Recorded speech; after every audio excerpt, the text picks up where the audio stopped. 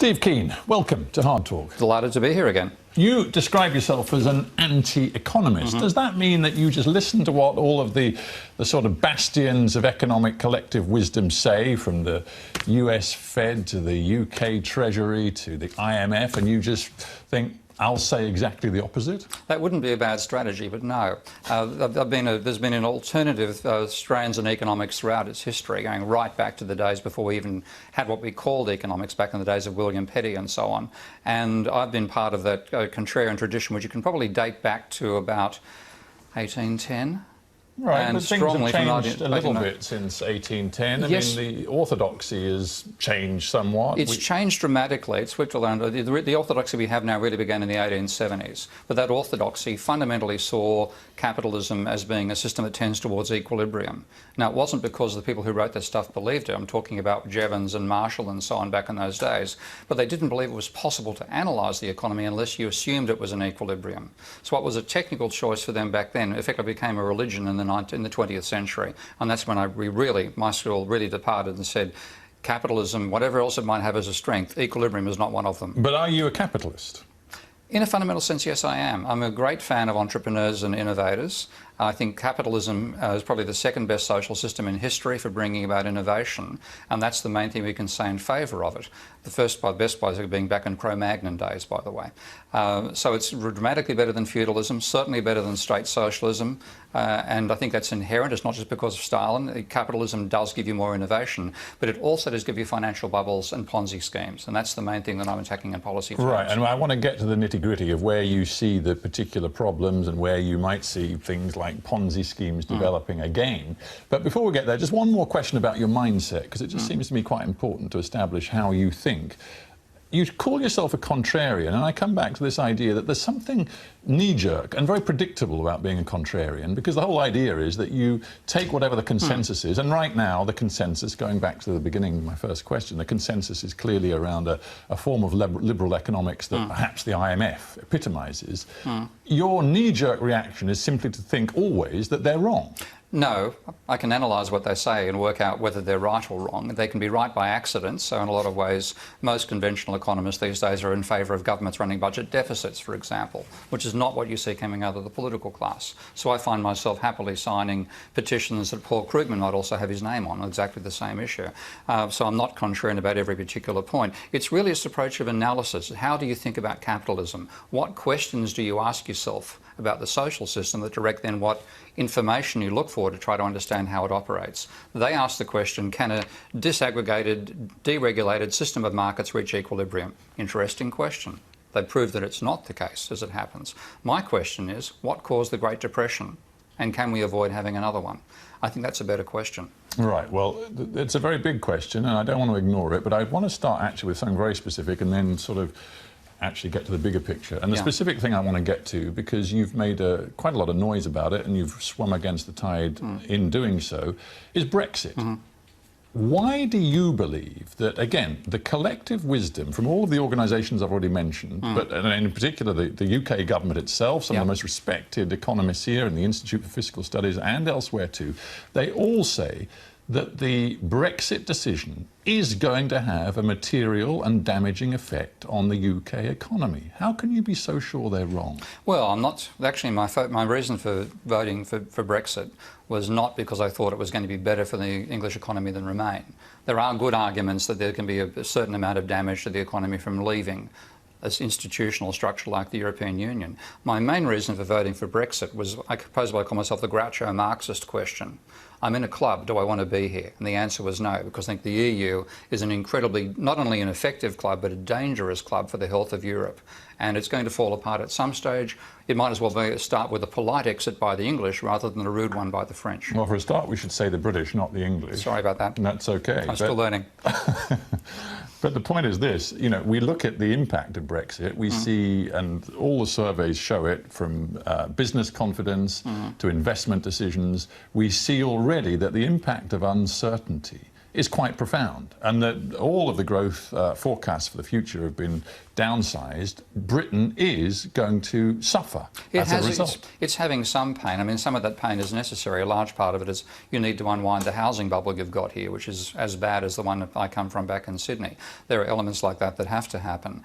But in terms of the current impact, it's all upon uncertainty. Now, are we trying to say we were certain before Brexit and uncertain after? It's the age of uncertainty on that front. Well, there are certain certainties that we lived with and that actually the British economy benefited from. One was the single market. It meant tariff-free trade right across the European Union. That's hugely important, because now if we actually negotiate the same deal the Americans have, we go from having no tariff whatsoever. Yeah, but you said if, and that's the nature of the uncertainty. You've said very confidently, I'm sure that we're going to get, if we go into a sort of third-party deal with the European Union, I'm sure we're going to get a great tariff agreement with them, and indeed with the rest of the world too. How can you, comes back to the credibility of economists. How can you be sure? No, because tariff walls used to be a big issue back in the 50s and 60s. And one thing my anti-profession has done is demolish tariff walls around the world. Tariffs used to average 30%. You know what the average tariff is between the America and the European Union now?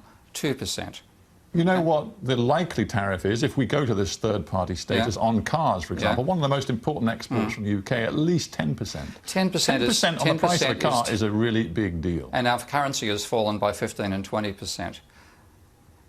There are ups and downs in both of these processes, and a large part of what's happened to England in the last 30 or so years, certainly in comparison to Germany, is a deindustrialisation of the country.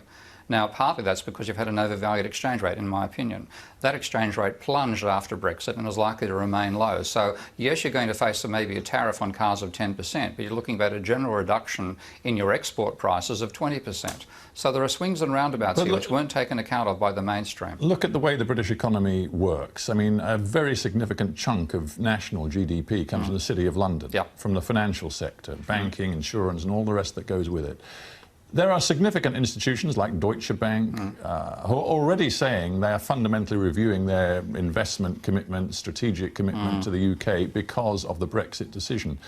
Financial services are going to take a real hit. Not as big as people make out, because the main reason that the financial sector is located here is, number one, the language you and I are both using. English is the language of international trade. It won't become German or French or Italian or anything else in the meantime.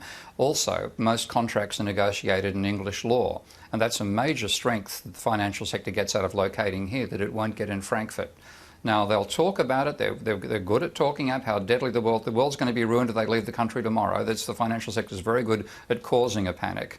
But in fact, making a final action, deciding to move all their facilities from here to Frankfurt, no, I can't see that happening. I can see them changing the weighting, but that's they're business people, stuff. and they have to take seriously the words that come out of Paris, for example, or the words that come out of the mouth of the German finance minister, Wolfgang Schäuble.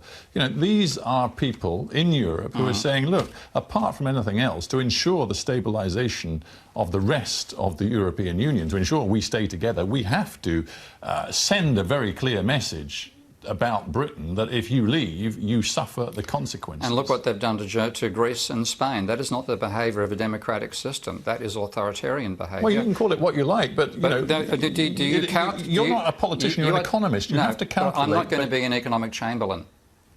What do you mean? I'm not going to be somebody who says we have to stay there for the sake of peace in our time and lock ourselves into a policy system which is actually causing the collapse of Europe. That's what the European Union, in particular the euro, is doing. The sooner the euro is ended, the better for the state of the global economy, and as painful as it will be in transition, the better it will be for the countries of Europe. Just a final point on Europe, and then we'll move on. But one of your best friends in the world of economic thinking is the former Greek finance minister, Yanis Varoufakis. I've had him in the studio, and he said, you know what, clearly I have a lot of problems with the European Union, but I still think fundamentally it would be the wrong and a dangerous decision for the UK to leave the European Union. That's where Yanis and I differ on a political front rather than economic. Yanis has got a tendency, and I admire him for it, trying to find ways that currently dysfunctional systems can be made to work. That's what he tried to do with what he called his modest proposal for reforming the euro, which, if it had been taken on board, would have been far, far better for Greece and for most of Europe than what actually was done. I just don't think you can persuade Wolfgang Schäuble to think outside the ordoliberal framework he's inside. And it's like telling somebody, reform a marriage from inside. Don't leave your husband, persuade him not to bash you anymore. I'm sorry, from what you're even saying here is they're going to bash us more if we try to leave, so let's not leave. That is a very failed strategy for the long term if you're going to continue getting bashed as a result of staying where you are. And your analysis is that the European Union, and in particular the Eurozone, are absolutely doomed. No question in your mind. I believe so. And going right back to Wynne Godley, another classic contrarian English economist, who wrote in 1992 that given the way the euro has been defined, the only outcome is going to be immigration as an alternative to starvation or death. Now, he wrote that in 1992 when the ink was still drying on the Maastricht Treaty, and people would have seen him as a complete extremist. That is one of the most prescient articles ever written. That's the state we're in now. I'm simply carrying on from Wynne Godley's work and saying we should never have joined, the euro should never have been created, let's decreate it.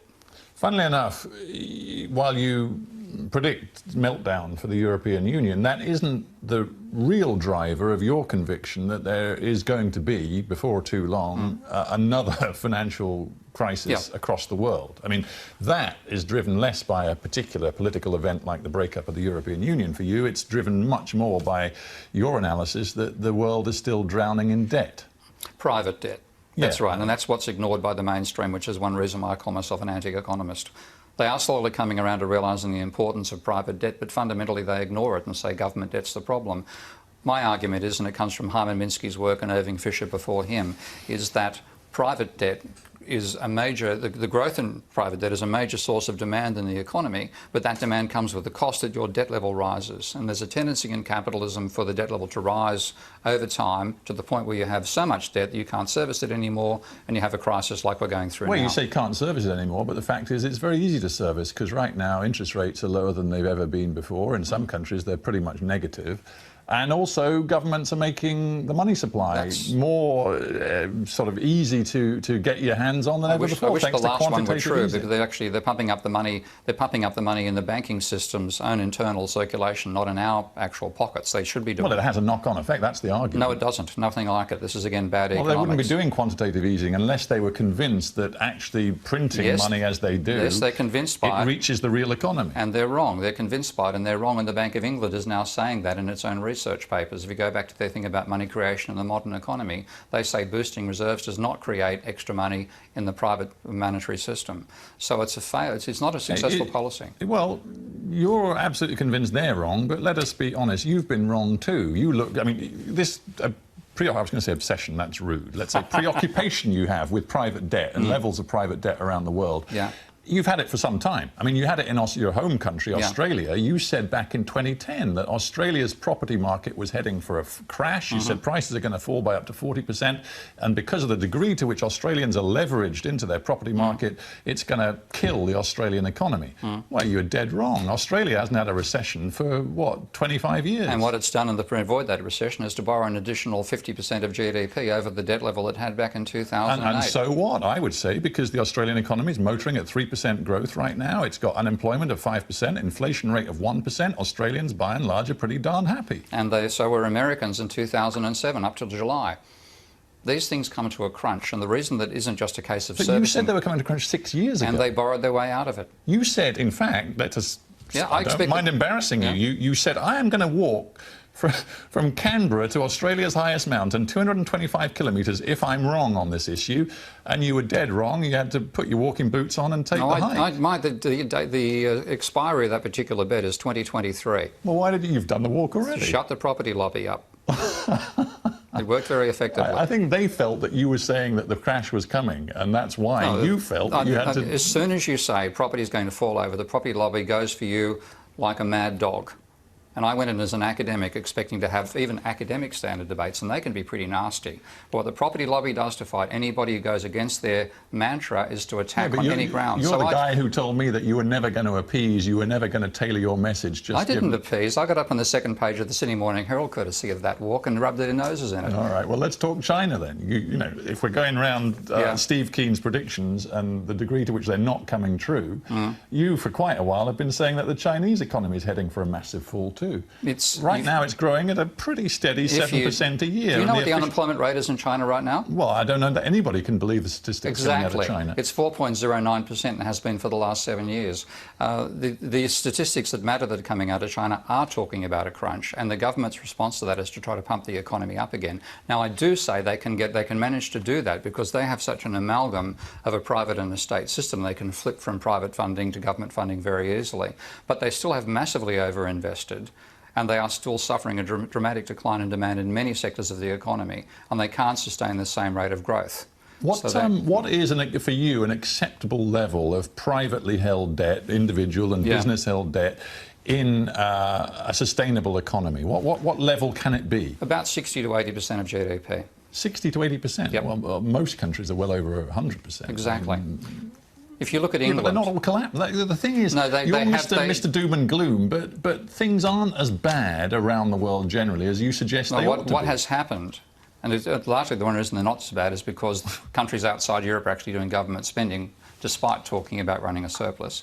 And it's good that they're doing that spending. But what's actually happened is credit demand has collapsed. If you look at the rate of growth of debt, which is credit, change in debt is credit, that was running in America at about 15% of GDP on average for the 5 years before the crisis. It's now running at less than 3% on average. There's been a collapse in demand, and that's why we've got stagnation around the globe. So we're all getting ourselves into that situation. Australia and China are approaching it right now. Well, funnily enough, your list of the countries we should expect the next massive new debt crisis to begin in, including, well, China and Australia, you have numbers 1 and 2, but then you go through countries that I think many of us would find very surprising. Sweden, you say, South Korea. Yep. Canada, and perhaps most bizarre of all, Norway, one of the richest countries in the world with a massive sovereign wealth fund and oil reserves and gas reserves to die for. I know. What I'm going on is the level of debt they've accumulated, how fast that debt is growing, which tells you how important credit is to their economy, and the trend in that credit, which is actually negative in most of those countries. The interesting one to me is actually South Korea. I didn't expect to see that. South Korea has really had a housing bubble. And that housing bubble has got it over the collapse in demand it's getting for its exports to China right now. How long then till this catastrophe strikes? It won't be a catastrophe on the same scale as the American one because it's many more diversified economies. Well, yeah, but frankly, if some of those 7 all went at the same time, we'd be talking about a total global loss of confidence. We're talking about countries which are equivalent to about 1/3 of global GDP. They won't all go at the one time, but if they did, yes, it would be off the scale of the American downturn in 2008. So is that a possibility, or are you just enjoying the publicity that comes with saying, oh my God, the roof's falling in? I think it's a possibility. I put my neck out on that particular book, which is coming out next year, as you know, to actually have those predictions there, so if I'm proven wrong, it's in print. So there's another walk. You're going up another mountain if you get it wrong. Well, I might try the English ones. They're about as low as the Australian. Now, let's, before we end, get to your prescription for what works. You say quantitative, if one generalises around the world, central banks have essentially used quantitative easing to try and stimulate their economies. You say that doesn't work. It doesn't trickle down or filter through to real people making real spending decisions. So what does work? People's quantitative easing, as it's been termed by groups like Positive Money in England and so on, which rather than buying bonds off the banks, which just puts money in the bank's reserve accounts at the central bank, buy debt or however you get hold of it. Well, you talk about writing off debt. Yeah, I do. You think governments should go to people who've spent too much money buying new tellies and whatever else, and you say just give them a pass and write off their debt. No, I'm saying what I call a modern debt jubilee, where it goes to people whether or not they're in debt, because if you do just the debt, people who went into debt, you're rewarding moral hazard, which is a good point.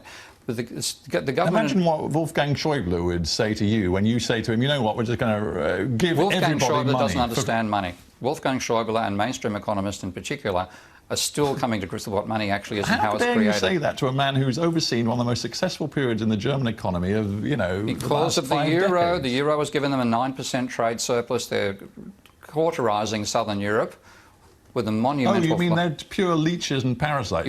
Their surplus went from 0% of GDP as a trade surplus to 9% during the term of the euro. Right, Without the euro, they would be in a totally different situation. So you don't regard Germany as a model for anything good at all? And nothing, you can't duplicate it. We can't all run a trade surplus. Okay. Well, not everybody can, clearly, because people have got to buy as well as sell. That's why the balance is 0 for trade. Yeah. All right. So You're saying, no, we don't just write off people's private debt, we actually give money to everybody. So is that what they call helicopter money? Yes, you just chuck it out the back of a helicopter and say, here's money. People in debt would have to use to pay their debt down. Those not in debt get a cash injection. How do you have to? You'd force them to. You'd actually go through bank accounts.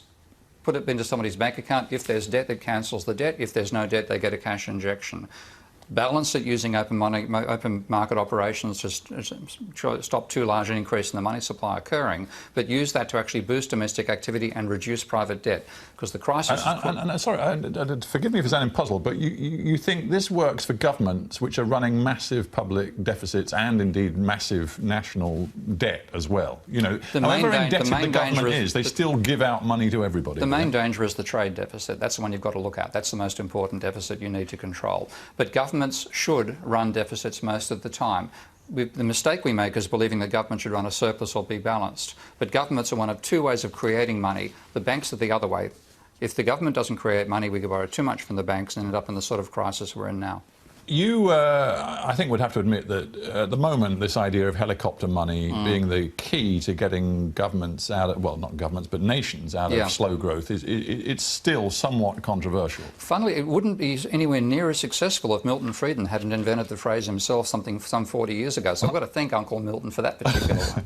What I'm getting at now, toward the end of this interview, is whether anybody should take anything any economist says seriously. That's a very good question, and in my book Debunking Economics, I start by saying if we all committed collective harakiri, including me, the world would be a better place. Yeah, because you know you're somewhat cheeky in that you slag off all other economists and say, you know what, the profession that I'm part of has been wrong for so long. That's why I'm an anti-economist. But in the end, you're still an economist. Yeah, I'm trying to get us to think in the modern, complex systems way about the economy. Catch up with what's happened in genuine sciences that have adopted the idea of the world being a complex system and having to think about things which are dynamic, out of equilibrium, and for God's sake, take money into account in economic theory, which currently they do not do. If we do all those, I'll become an economist. I mean, there's a serious point here about whether we can afford to listen to experts anymore. You know, during the Brexit debate, Michael Gove, a senior Brexit politician from the Conservative Party, said, you know what, we've been listening to experts for too long. And in particular in economics, where, you know, it's nominally a science, but it's so much predicated on human behaviour, it seems that forecasting the future is pretty much impossible. It's chicken entrail stuff. But the thing is, every time you hop on a plane... It's not presented that way, though. No, I know. That's why I'm saying it as an anti-economist in your show. But if you look, every time you hop inside a plane, you trust the engineers knew how to design something aerodynamically so to take off and land safely. And you don't even need to think about it, because every damn time it works. Okay? Engineers are experts. Scientists are experts. Climate scientists are experts. Economists, unfortunately, wear that mantle without having earned it, because the economy will tick over whether the economists write a good theory or a bad theory. There's a certain momentum to the economy. But they've led us into a very bad alley, which I've been warning about for 4 decades now. In the end, I'm wondering why I should believe either of you. Believe that we need to reform economics first. That we can agree on. Then say, how do we reform it? And then it comes down to a question of how do you model the macroeconomy, what do you do? And economics can learn a lot from other sciences that has been neglecting, in particular what I'm calling complex systems analysis, which has grown up in the last 40 years, ever since a guy called Lorenz built the first non-equilibrium complex model of the weather, which we now watch in grand detail on our TV shows every night for the weather report. The accuracy of meteorology has improved dramatically over the last 5 decades. The economics has ignored what's happened there. They should borrow what they have done and apply them in the structures of the economy. Interesting thought to end on. Steve Keen, thank you very much for being on Hardtalk. Thank you indeed.